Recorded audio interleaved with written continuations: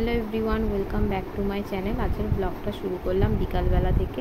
তো বিকালবেলা বসে বসে আমি একটু চা বিস্কুট খাচ্ছিলাম। তো ততক্ষণেই একজন মাঠ থেকে খেলে ধুলে চলে এসেছিল, আর ও নাকি এখন এই ব্যাগটা দিয়ে ফড়িং ধরবে। ব্যাগ দিয়ে ফড়িং তো আর ধরা হলো না, ওই শেষে ব্যাগের ভিতরে ঢুকে পড়লো। এইসবই কীর্তিকলাপ করছিল মাঠ থেকে বাড়ি ফিরে।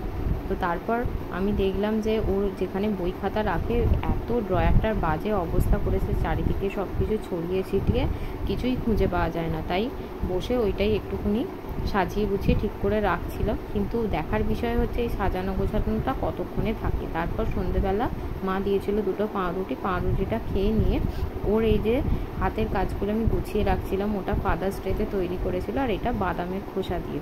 ওগুলোকে গুছিয়ে রাখলাম, পরে আবার কখন লাগবে না লাগবে, নাহলে ও সব ছিঁড়ে ফেলবে। তারপরে দাদার একটা পার্সেল এসেছিলো, পার্সেলটা আনবক্স করলাম, করে একটুখানি পড়তে বসেছিলাম। পড়ার মাঝেই আবার সে চলে এসেছে।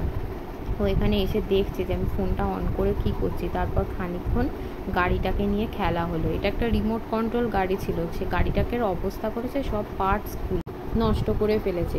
আর আজকে ওর দাবি ওকে নাকি পেটাই পরোটা খাওয়াতে হবে রাত্রিবেলা। এবার রাত্রিবেলা কোথায় আমরা পেটাই পরোটা পাবো? তার জন্য মাই আজকে রাত্রিরে সুন্দর এই পেটাই পরোটাটা বাড়িতেই বানিয়ে ফেলেছিল।